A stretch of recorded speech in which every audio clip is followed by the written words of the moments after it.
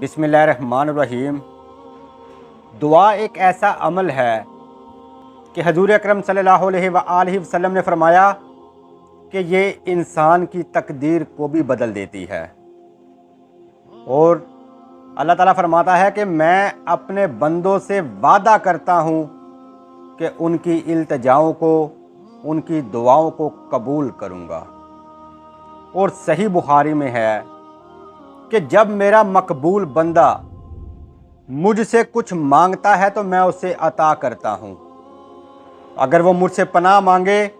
تو میں اسے پناہ دیتا ہوں، اگر وہ مجھ سے مدد مانگے تو میں اس کی مدد کرتا ہوں۔ تو یہ ثابت ہوا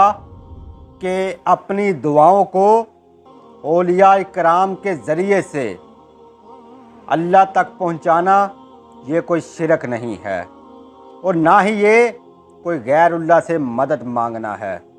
کیونکہ یہ اللہ کا بتایا ہوا راستہ ہے، اور حضور اکرم صلی اللہ علیہ وآلہ وسلم کی سنت بھی ہے کہ حضور نے مولا علی ابن ابی طالب اسد اللہ علی غالب کرم اللہ وجہ الکریم اور عمر بن خطاب کو حضرت اویس کرنی کے پاس بھیجا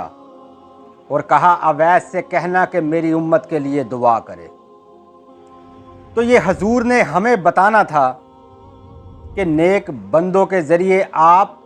اللہ تک اپنی دعا کو پہنچا سکتے ہیں، کیونکہ اللہ تعالیٰ ان کے زیادہ قریب ہوتا ہے، ان کی دعاؤں کو قبول کرتا ہے، ان سے اس نے وعدہ لیا ہوا ہے کہ میں تمہیں جو مانگو گے عطا کروں گا۔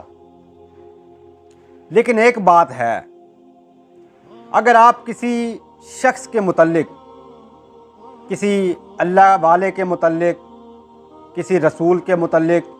کسی کے بھی متعلق اگر یہ عقیدہ اپنا لینا کہ یہ وہ بھی دے دے گا جو اللہ نہیں چاہتا، تو یہ شرک ہے، اور ایسا کرنے والا مشرک ہے۔ تو دعا ہمیشہ اللہ تعالیٰ سے مانگیں، اس کے نیک بندوں کے وسیلے سے مانگیں، اس کے نیک بندوں کے ذریعے سے مانگیں، تو یہ کوئی شرک نہیں ہے۔ وما علینا الا البلاغ المبین۔